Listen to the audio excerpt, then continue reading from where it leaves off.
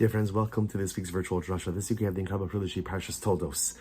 And once again, we read about another set of brothers. And it's very interesting to note that all of the brother narratives in Bereshis don't seem to go that well, right? Cain and Hevel, Yitzchak and Yishmael. And then, of course, again, later on in Bereshis, Yosef and his brothers. And of course, this week, we are introduced to Yaakov and Esav. And we know, again, in our mind, we have this model of two twins, two parents, but that's the end of where, that's kind of like where their similarities end. Yaakov Avinu was the tzaddik, and Ishtam Yosef Oalim, again a simple man dwelling in the tents of spirituality, tents of Torah, and Esav is an Ish Sayid Ish Sadeh, right? He's a hunter, he's a man of the field, strong, like physical, a little bit violent, or maybe very violent, and two brothers that although they share the same parents and they share the same womb, but divergent life paths. And the great tzaddik, the Yismach Moshe, Rav Moshe Teitelbaum, who was the Rav of Uyal of Hungary, asks a fascinating question. He says, essentially what he says is, Esav gets such a bad rap. It's like, Esav is this Drasha. But the truth is, if we're honest, we could ask, did Esav really ever have a choice? After all, if we look at the Psukim, so the Torah tells us, this is in Parachav Hey Pasuk Chav Beis, chapter 25, verse 22. Pasuk says, Vayisrotetzu abadim b'kirba. Rivka Imenu was pregnant, and the children were struggling in utero. And she says, Vatomer, she says, Imkain, lama za'anochi. What do I need this for?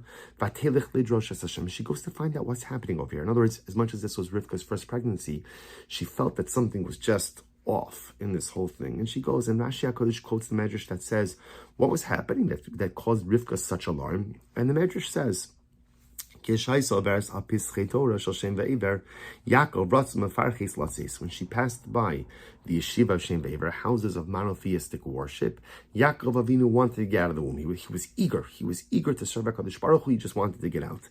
And conversely, when she would pass by the entranceway of a place of Avodah Zarah, Esav just wanted to get out. So ask the Yismach Moshe, if you think about this, it's so strange. The Gemara tells us that generally a person doesn't have a Yetzer Hara in utero. Right? The Yetzer Hara only comes, the evil inclination only comes once you come into this world. But you're telling me here that Esav already has his Yetzer Hara in utero. What do you want from him? Right? You can't say that Esav made bad life decisions. What he moved in the placenta left when he should have moved right. Like what could he have possibly have done that would place him in this compromised spiritual standing? But Elamai says, Yismach Moshe, what do you see? See it almost like he was preordained, like he was predetermined, he was predestined, that he was just created Ra. He was just created bad. He was just created evil. But if that's the case, says the Yismach Moshe, then how could he be held accountable for then becoming an evil individual? If that's Chashbar Baruch who created him, and that's how he was already in utero, then what do you want from him? And what do you want from him? And the Rebbe says something so beautiful. Yismach Moshe writes, and I quote you, he says, Shachin, Esav nolad b'tevara. You're right, Esav was created evil. He was. And literally, again, from head to toe, he was evil. He really was. Again, Yismach Moshe says, Chashbar Baruch Hu does create us with predispositions and proclivities and certain preordained traits and characteristics. Esav was born with this predisposition to do bad stuff.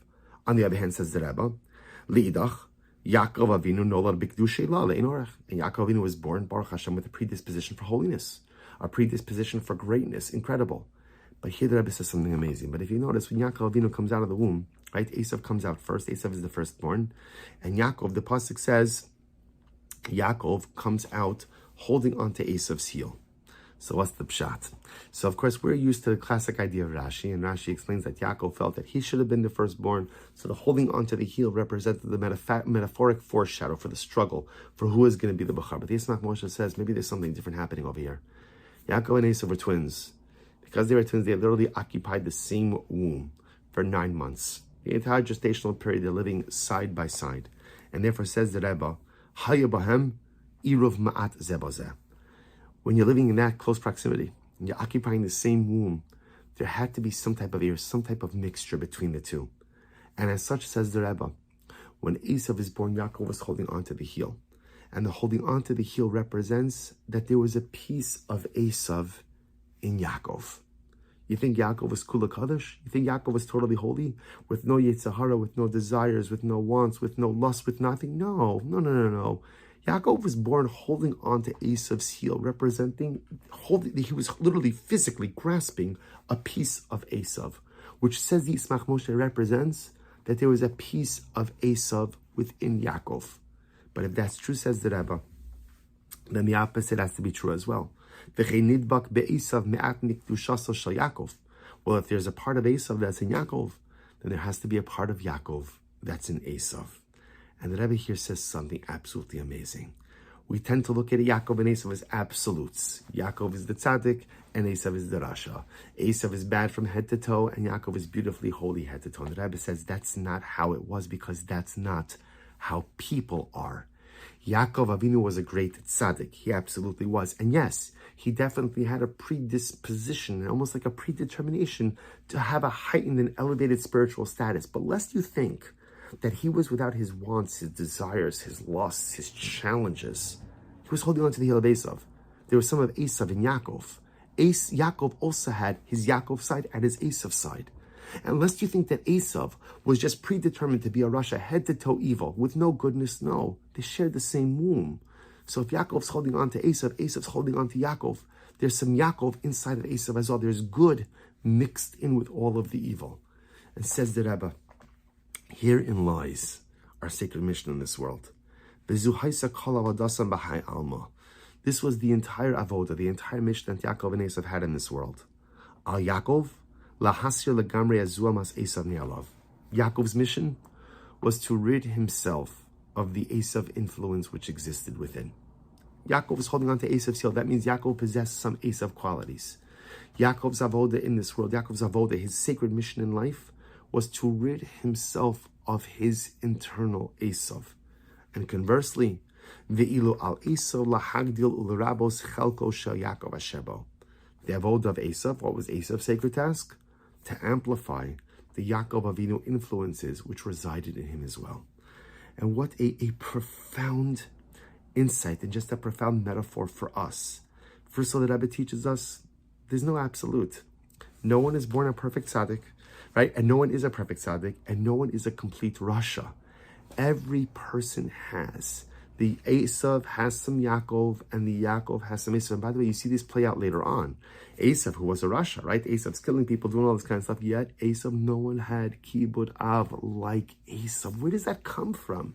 If he's all right, if he's all bad, then how does he have the ability to navigate that? Kibud Av V'Eim, honoring parents, is a really difficult mitzvah. And yet Esau is able to do it masterfully. So where does that come from? That comes from the little bit of Yaakov that's mixed in with him. And Yaakov Avinu knows how to be a little bit cunning, a little bit deceitful, dare I say, right? He goes and represents himself as Esau and gets the brachos from his father. He knows how to deal with the Lavan. He knows, right? He knows how to navigate this, right? When he meets Rachel, he tells Rachel, the Gemara probably had in Basra not so long ago, Daf Yomi, he tells Rachel, I'm your father's brother. Right? Meanwhile, the Gemara says he's not Lavan's brother. He means Achav ani baramos. I know how to deal with tricky people. I know how to deal with deceitful people. Yaakov knew how to navigate. Where did he get that from? He didn't get that in the yeshiva of Sheva Eber. You know where he got that from? He got that from a little bit of Esav that's mixed inside of him. So all of us are this composite. Each of us is this mixture of different forces. You know, in life, it is so easy to say, this is how Hashem created me. This is what I am. There's nothing I could do to change it. And come along Yaakov and Esav, and they say this fundamentally untrue. Every Yaakov has some Esav, and every Esav has some Yaakov. The greatest tzaddik has certain broken and deceitful and terrible parts to him. And every Rasha has certain beauty and holiness and magnificent Kiddusha within. And the job of the tzaddik is to try to rid himself of the Esav parts of his persona. And the job of the Esav, the job of the Rasha, is to amplify the goodness inside of him. And in different times in life, we all fit into different categories. Sometimes in life, I'm Esav. And my avoda is to look deep inside myself and to find something good and to figure out how I could fan that little spark and make it into a raging fire of Kiddusha. What could I do to amplify my personalistic holiness? And other times, I'm firing on all cylinders. I'm doing great. And other times in life, I feel like a Yaakov. But even a Yaakov has stuff to work on. See, even when I'm in a Yaakov state of mind or a Yaakov state of being, I have to look inside. What are the things that are broken? And how can I go ahead and fix those items as well? Sometimes I'm Yaakov, sometimes I'm Esav, but whatever state I'm in, I always have a little bit of a mixture of the other inside of me as well. And that becomes my avodah. And the Yismach Moshe ends off and he says something absolutely beautiful. He says, if you notice, right, HaKadosh Baruch Hu himself calls Yaakov, right? The Pasuk says, V'acharechin yotza achiv, right? When we talk about the birth of Yaakov, B'yado ochezes ba'akiv Esav. Yaakov's holding on to Esav's heel. Vayikra shmo Yaakov. And the Pasuk says he called his name Yaakov. Who called his name Yaakov? Rashi HaKadosh says, HaKadosh Baruch Hu. The Ribono Shel Olam named Yaakov Avinu. Now, isn't that incredible? Why does Hashem name him? That's why Hashem names him, because he's holding on to the heel of Esav. So Hashem named him Yaakov, and the Yismach Moshe says something so beautiful.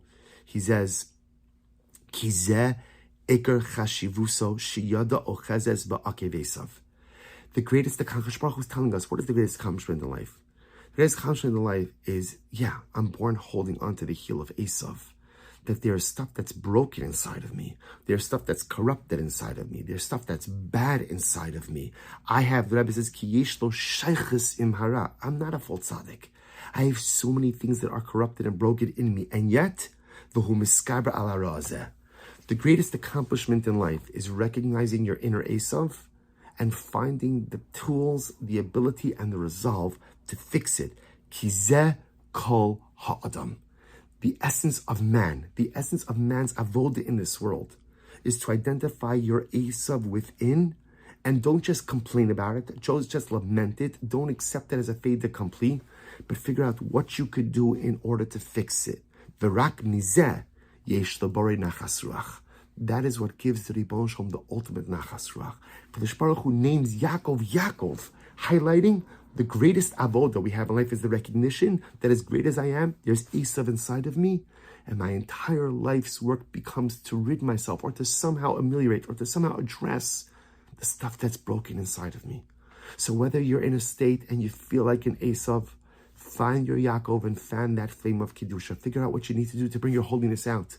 Or if I'm a Yaakov and I'm happy with where I am, but I have to be cognizant enough to recognize I'm holding on to the heel of Esav. There's so much stuff inside of me that I need to fix, I need to work on. And when you find the koach to work on your stuff, whether that's fanning your flame of Yaakov or addressing the broken pieces of your inner Esav, that is what gives HaKadosh Baruch Hu the ultimate nachas, ki zeh kol ha'adam. For this is the essence of our life and of our sacred mission in this world. Wishing everyone a good night of Shabbos and a beautiful Shabbos Kodesh.